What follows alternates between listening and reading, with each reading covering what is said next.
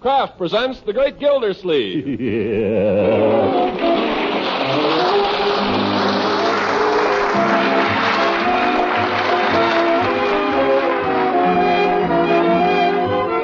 Kraft Cheese Company will also bring you the Kraft Music Hall every Thursday night. Present each week at this time Harold Peary as the Great Gildersleeve, written by John Whedon and Sam Moore.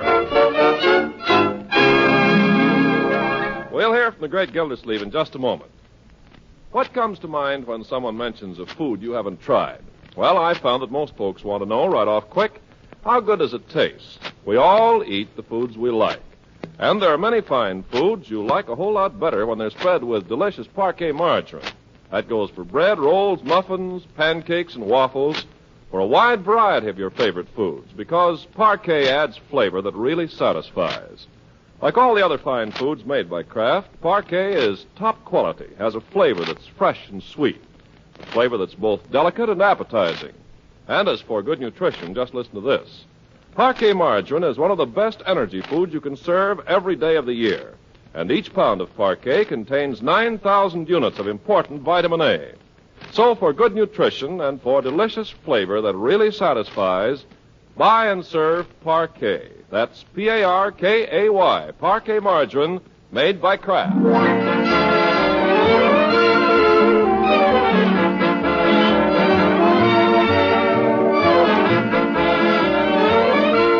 Now, what about our friend the Great Gildersleeve? Well, he's been working so hard at one thing and another that he's awarded himself a day off, which he begins, as usual, with a substantial breakfast, nourishing his mind at the same time by perusing the Summerfield Indicator. Not going to the office today, Uncle Mort? No, Marjorie. I've got all my bills out. Everything's in apple pie order, so I'm taking a day off. Thought I might wind up the golf season. It's such a nice day. That's a good idea. Can I see the paper, Uncle Mort? Oh, yes. Here you are. Mr. Gildersleeve, did I hear you say he's going to take the day off, or is my eavesdropper out of order? Well, it's working all right. I'd considered it, Bertie. Well, as long as you ain't got nothing else to do today, you mind taking down the screen? Screens? I don't feel very well, Bertie. I thought you felt like playing golf. Well, that's different. Besides, I wasn't going to try very hard, just knock the old pill around the course. It's only about 5 miles. You're much too alert this morning, my dear. I just don't feel well enough to take down the screens. I've been feeling a little run down lately. You don't look run down, Mr. Gildersleeve. Well, you can't tell by appearances, Bertie. Here's something that might build you up.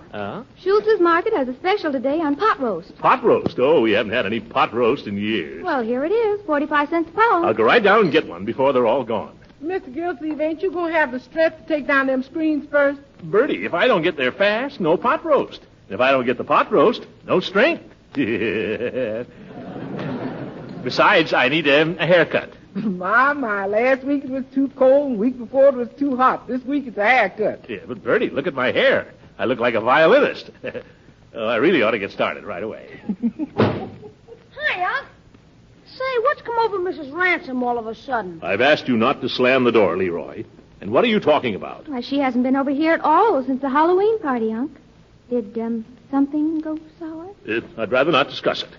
What happened, my boy? Well, gosh, I was out in the yard just now practicing drop kicking, and she called me over and gave me a piece of cake. Oh, she did, eh? Well, if you want the cow, go after the calf.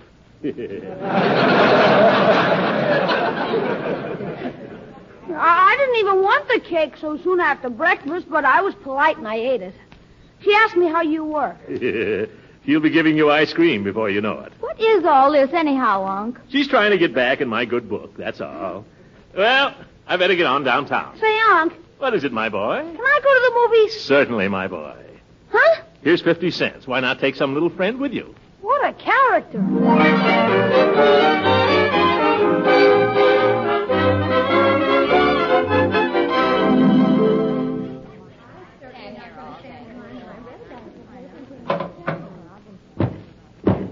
Well, that's, call it 2 pounds even. That's, 18 points and 86 cents. Wrap it up.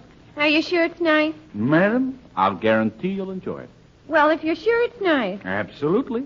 If it's not, you'll come back and tell me about it. 18 points, you said. And 86 cents. Oh, I keep forgetting the money. Don't they all? Well, now, who's next here? Oh, you, Mr. Gildersleeve? By George, I should think you'd go crazy waiting on these women. Well, you can't hurry them. How have you been, Mr. Schultz? Fine and dandy. What can I do for you this morning? How's Mrs. Schultz? Oh, she's fine. What can I do for you? And your mama, how's she? Coming along. I took her home a nice cut of top round last night, and we played a little pinochle after. I think she's going to be all right. Great. What'll you have, Mr. Gildersleeve? Well, I wonder if you could let me have a pot roast. I'd like a real nice one. Harry, we got any of those pot roasts left? Take a look while you're in there, will you? But you advertised a special on them. I know. Harry's going to take a look. Real nice one, tell Harry. I beg your pardon. Could somebody wait on me, please? I'd like a nice pot roast. I'm having gas. I have to ask you to wait a minute, Mrs. Ransom. There's several ahead of you. Oh, Leela. I didn't see you here. Oh. I've forgiven you for what happened at the Halloween party. Forgiven me? Yeah, come on, Leela. Let's let bygones be bygones. Mr. Schultz, will it be very long? Oh, here, take my place, Leela. I'm in no rush. I am quite capable of waiting my turn in line, thank you. I'll be in the grocery department, Mr. Schultz. Well, come in for a pot roast and you get a cold shoulder, eh? Teach me to be so forgiving. Thanks, Harry. There you are, Mr. Gildersleeve. Is it real nice? I'll guarantee you'll enjoy it. Oh. 6.5 pounds. That'll be $3.12 and 65 points. That's a lot of points. You sure it's nice? Well, I'm not personally acquainted with the steer it came off of, but it's the last one we got. And if you don't want it, Mrs. Ransom there was looking for I'll it. take it. Of course, if you'd rather have something else. I'll take it. And I guarantee you I'll enjoy it.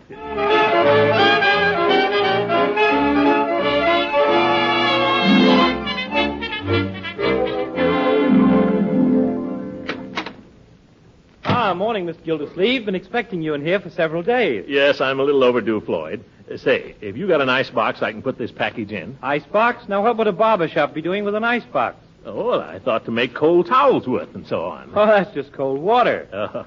What's in the package? A pot roast, Floyd. That big thing is all pot roast? 6.5 pounds, 65 points. It's a thing of beauty. Well. Who's under the towel? That's Judge Hooker. Oh, if I'd known it was Hooker, I never would have mentioned the pot roast. He's the dropping-in kind, you know. Don't worry, Gildersleeve. I won't be dropping in tonight. Don't be dropping in tomorrow, either. I'm hoping to enjoy this pot roast for a whole week. All right. Have you got things squared with your lady friend yet, Gildy? That's none of your business. Yes.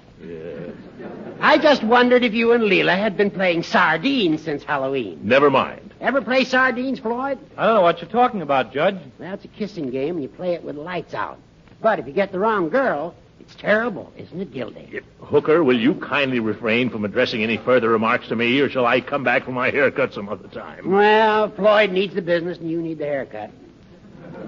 Let's have the cold towel, Floyd. Okay, Judge. Be with you in just a minute, Mr. Gildersleeve. All right. Where can I put the pot roast for now, Floyd? Well, if it was mine, I'd step across the street and put it in a safe deposit box. I haven't seen a pot roast since my cousin Earl was drafted. He was a butcher. Yeah, I remember Earl. He had a 4-ounce thumb.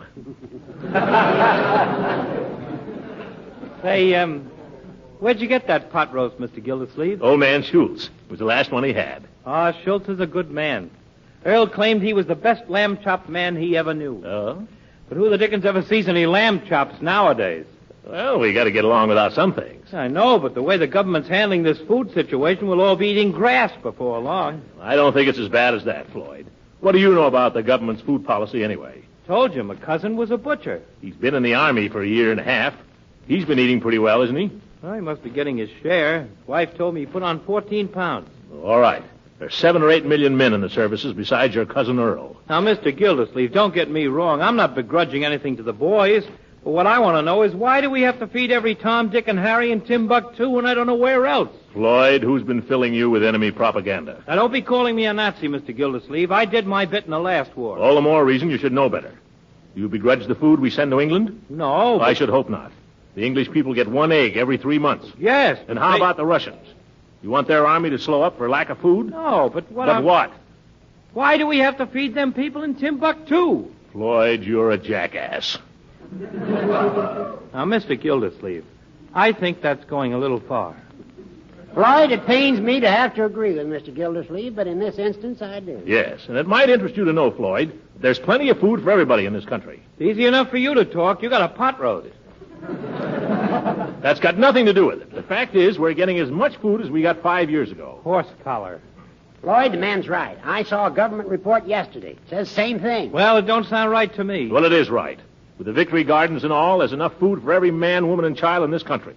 But that doesn't mean we can eat 10-course dinners every night or waste a lot of good food we could just as well save for another meal. Well, now, there's no cause to get excited, Mr. Gildersleeve. There is, too. Rummies like you complaining while we're still the best-fed people in the world. That's the kind of squawking that keeps black markets open. Now, cut it out, Floyd. Gildersleeve, you're absolutely right. I know I'm right, Hooker. But thanks anyway. Don't thank me. I just know the truth when I hear it, that's all. Oh? Oh. Look, Horace, maybe I'm being a little selfish about my pot roast. Why don't you drop in and have supper with us tonight? Why, I'd love to, Gildy, but I've accepted a dinner invitation for this evening from Leela Ransom. What?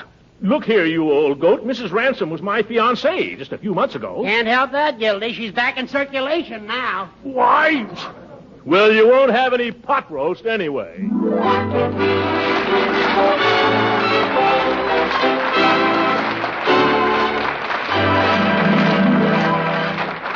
The Great Gildersleeve will be with us again in just a few seconds. Naturally, all good cooks like a little praise now and then. And I found that a sure way to win the heartfelt appreciation of any cook is to clean your plate at every meal. You'll be pleasing Uncle Sam, too, every time you clean your plate, because by eating every last bite, you help prevent waste, help to make food fight for freedom. Of course, to avoid waste, it's mighty important that you serve foods in tempting, appetizing ways. So here's a war-timely suggestion. When you serve such hearty, sustaining foods as bread, rolls, or muffins, serve them with delicious Parquet margarine. Oh, yes, ma'am. When such grand foods as bread and muffins, pancakes and waffles, too, are spread with Parquet margarine, they're downright good eating. Parquet's flavor adds to your enjoyment of many fine foods, because Parquet's flavor is both delicate and satisfying. Parquet margarine is a grand energy food, too, and every single pound contains 9,000 units of important vitamin A. So tomorrow ask for delicious, nourishing Parquet. Parkay. Parquet margarine made by Kraft.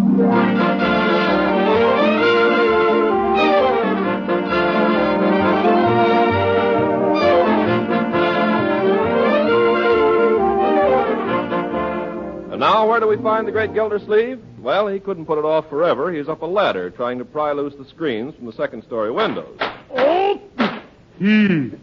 But let's leave him there for a moment and see what goes on in the kitchen. On the kitchen table sits the light of Gildersleeve's life, his pot roast, all trussed up and ready for the fire. It's a truly majestic roast, a prime cut if there ever was one. And Bertie sings as she slices up tender little carrots to go with it. Little carrots, get in the pot. Little carrots, get in the pot. Little carrots, there's room for many of more. Yes, ma'am. Absolutely, Miss Ransom. My, something smells wonderful, Bertie. I declare you're the best cook. Yes, ma'am. One of these days I'm going to steal you for myself. You won't be the first that's tried it. If you're looking for Mr. Gildersleeve, he's out front. I know, I saw him. You want me to call him? Oh, no, don't. I don't want to disturb him. I came around the back way on purpose so I wouldn't. I'll tell you, Bertie. You see, I'm having company for dinner tonight, and I was counting on a roast. Oh. But by the time I got to the butcher shop, there just wasn't a thing left. Well, Miss Ransom, I don't know. Well, I told Mr. Gildersleeve I couldn't think of letting him offer me his roast, but you know how he is. Yes, I know. So I thought as long as he isn't having company, and as long as he practically insisted, I just owe him a roast. Oh, my, it's a gorgeous one, isn't it? Yeah, well, I think maybe I ought to ask him. Oh, I know he won't mind. I'll just borrow the pot, too, if it's all right. Take the pot, take the roast, take the whole thing. Be sure and thank you for me, Bertie. I don't know if he's going to thank me. Now what am I going to do? Spend a whole day fixing a nice dinner. In comes the widow, and out goes the roast. That man, he'd give away his soul if the devil asked him nice. Fee-fi-fo-fum. I smell pot roast. Yum, yum, yum. I don't know what you smell, Mr. Gildersleeve, but it ain't pot roast. Well, get it ready, Bertie. Get it on the fire. I'm as hungry as a bear. Mr. Gildersleeve, didn't Miss Ransom speak to you? To tell you the truth, Bertie, she seems to be making a point of not speaking to me. Uh-oh. But that's all right. I'm not speaking to her. Why, Bertie? Why do you ask? Oh, nothing, Mr. Gildersleeve, only, well, there's been a miscalculation somewhere. Uh-huh.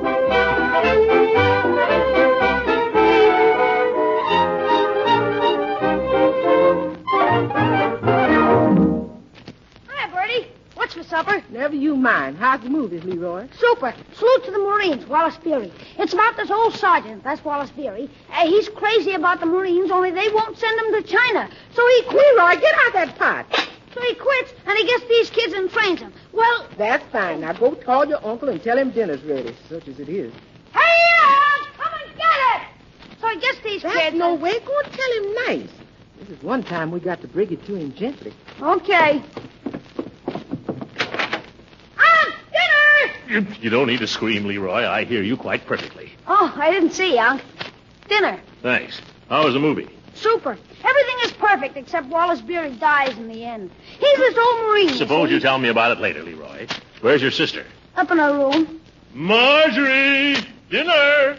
She's got her door locked. She won't come out. What's the matter with her? Don't ask me. Probably Wally Hoff stood her up or something. Oh, I'll have to talk to her. You go sit down, young man. Oh, Marjorie! Oh, won't answer, huh? Marjorie! Oh, Marjorie! Marjorie! Marjorie, open the door. Open this door before I break it down. It's not locked. Oh?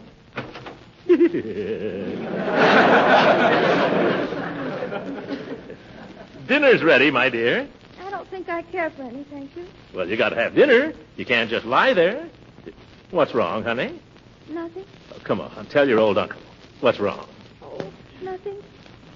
Just life, I guess. I don't think that's anything to be so sad about. You wouldn't understand. Why not? Because you're middle-aged. Your life is practically over. And I'm young, and what have I got to look forward to? Well, there are lots of things. What? Name one. Well, there's, we're having pot roast for dinner. Pot roast. All you ever think about is eating. Now, listen here, young lady. I want no more of this nonsense. I want to know what this is all about. Is it that Wally Hoff? Hey, Unc, hurry up! Is it? Oh, why will nobody let me alone? Answer me. Is it? Yes. I thought so. He said he'd call me up. And he didn't. That was 3 days ago. Now. Maybe he just forgot. Why don't you call him up? I'd rather die. Well, I'm glad to hear you say it. I never did have any use for that loafer. The less you see of him, the better. Why, Don't you say anything against Wally Hoff. But, my dear, I thought... Let me alone. Yeah, but you said yourself... Get out. Can't I have any privacy in my own room? Oh, my God. What did I tell you? Women, I give up. Come on, Leroy. Okay, Bertie. Well, anyway, so Wallace Peary gets these kids, and he trains them how to march and drill and everything. And then along come the Japs. Japs? What in the world are you talking about? Salute to the Marines. I was just telling you. Tell me about it some other time. I kept your soup hot for you, Mr. Gildersleeve. Oh, thank you, Bertie. Marjorie ain't coming to dinner? No, I guess Leroy and I'll have to take care of that pot roast by ourselves, Bertie. But don't worry, we'll do justice to it. Won't we, Leroy? Yeah. Mr. Gildersleeve, let's face it, there ain't no pot roast. Bertie, no pot roast? I know I should have told you before, but I didn't have the heart, not to mention the courage. Bertie, I bought it myself. I brought it home with my own hands. What's happened to it? Well, Miss Ransom took it out of here with her own hands. Mrs. Ransom? Yes, sir. Why in the world did you let her do that? Well, she said she was having company for dinner, and she let on like you wanted her to have the roast. I didn't know what to do, and I figured she was your lady friend. She's no friend of mine, Bertie, and no lady either. Don't repeat that, Leroy.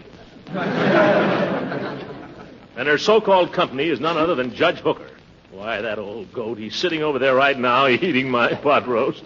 That's women for you. By George, I've stood for a lot, but I won't stand for this. You going over there, Unc? Well, I'm going someplace. I'm not going to sit here and eat a poached egg. Poor Mr. Gildersleeve. What a character. So anyway, along come the Japs. But Wallace Peary is ready for him. I'm Wallace Peary.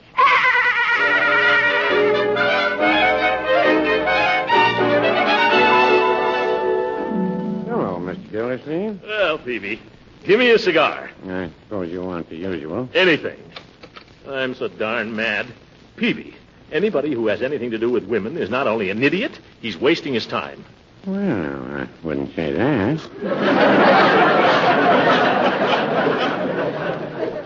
It's a fact, and that goes for all of them. I'm through with women completely and permanently. Again? Yes. I mean it, Peavy. You inquire around, and you'll find that women are responsible for 9/10 of all the trouble in this world. Interesting idea, Mr. Gildersleeve. Would you care to enlarge on it? In the first place, Peavy, women are tricky. Well, now that you mention it... I'll go farther than that. They're sneaky.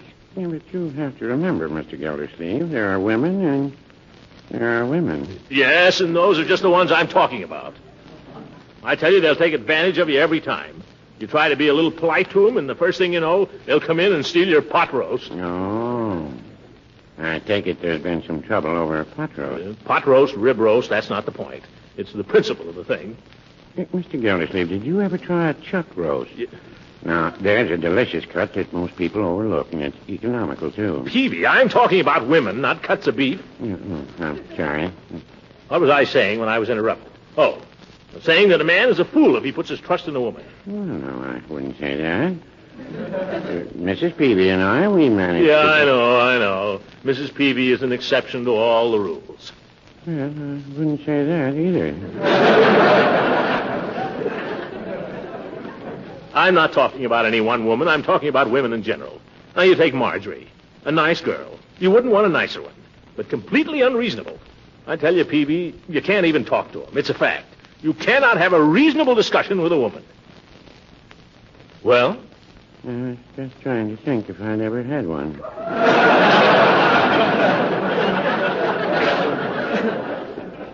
That's one thing I like about Miss Goodwin. You can talk to her. Well, there you are. Miss Goodwin is a woman. All right. It so happens she's a woman. But she has a mind more like a man's. We're not talking about women anyway. Oh, when did we switch? Speaking of Miss Goodwin, I wonder, what time have you got, Peavy? 7:45. I ought to take her something, though, if I do. Peavy, I'd like a box of chocolates. Oh, I'm sorry, Mr. Gildersleeve. We haven't been able to get any chocolate for some months now. War, you know. Oh. Well, what else can you suggest? This is for Miss Goodwin, I take it. You know darn well it is. Well, if what you say about the lady is true... What did I say about her? You said she has the mind of a man. That's right. What about it? How about a nice box of cigars? You're a card, Peavy. You're a card.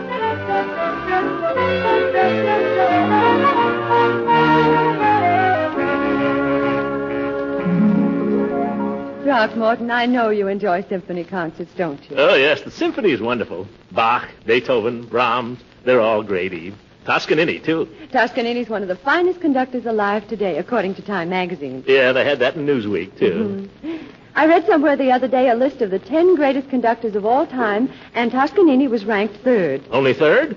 I'd like to know who's any better conductor than Toscanini. I can't remember. Probably some great conductor of the past. Well, they're dead. You'd have a hard time proving they were better than Toschi. N'est-ce pas? Oui, monsieur. Oui, monsieur.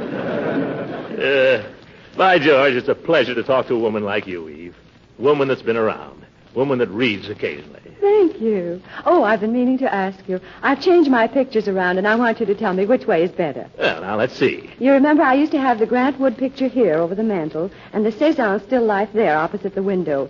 Do you think they're better the way I have them now? Oh, they look great. That Grant Wood picture certainly looks like a farm.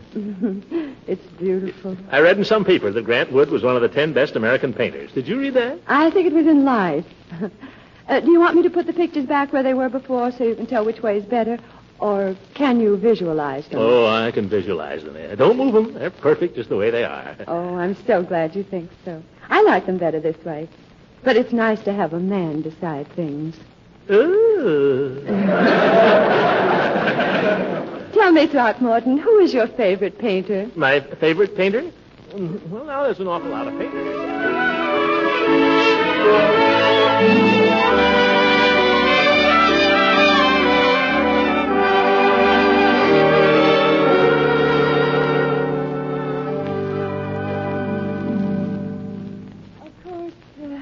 Another of my beloved authors is Dickens. Do you like Dickens? Dickens is great. One of my favorites. Which do you prefer, David Copperfield or the old Curiosity Shop? Well, both very well written. Masterpieces. But I think I like David Copperfield better.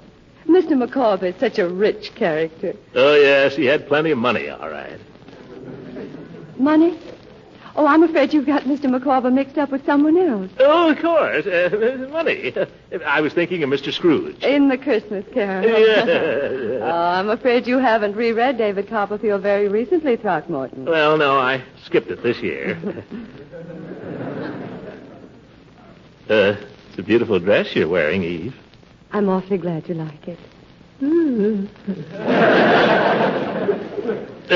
Are you fond of symphonies? I asked you that, didn't I? Mm-hmm. How about operas? Well, I've never been to one, but I love opera music, don't you? Oh, I sure do. I suppose you've been to the opera, haven't you? No, I've seen them in the movies, of course. Well, I'm sure that's not the same. But sometimes one hears a lovely aria on the radio. Verdi is wonderful, don't you think? Great, one of my favorites. Mm-hmm. La la la la la la la la la la la la. Solo mio, yeah.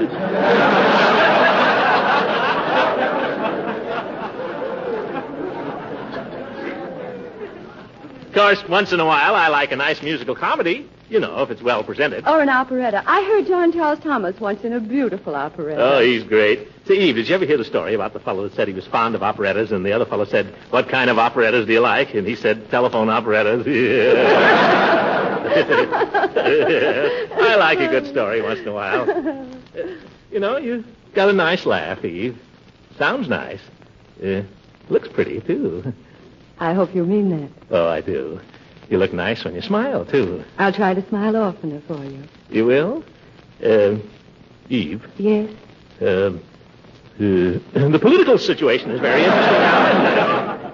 Oh, I suppose so. Yes, mighty interesting. At least, well, there's going to be an election next year. I know they'll be holding the primaries very soon. The primaries are very important. Eve, I want you to know how much I'm enjoying our conversation. Most women don't care much for discussing politics and things like that. No, I suppose not. But you're different. You think like a man. Oh, but I'm not a man, Throckmorton. No, you're not. By George, you certainly aren't. Eve. What is it? Would you like to be kissed? Yes, but I thought you'd never get around to it. Yeah. Say, this is better than pot roast any day.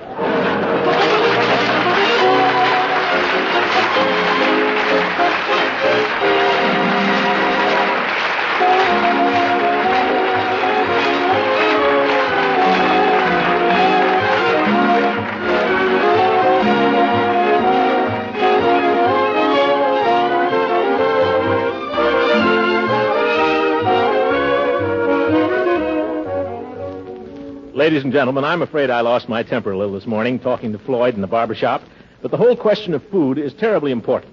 Food is one of the most important weapons in this war. It's becoming more important all the time. Right now, only a tiny percentage of our food, less than 1%, is going to the people our fighting men have liberated from the enemy. But as time goes on, more food will be needed for this purpose. We should be glad to give it, because food is a powerful psychological weapon for encouraging resistance among the people who have starved so long under the Nazis. The food we provide to the liberated peoples helps them to become self-supporting again and to fight on our side. And at the same time, it holds out hope to those behind the enemy lines. These two factors can save thousands of lives of our own soldiers and sailors. So let's produce all we can, conserve all we can, go easy on the scarce items, and keep the rules. There'll be plenty of food for all of us, and the war will be over sooner. Good night, ladies and gentlemen.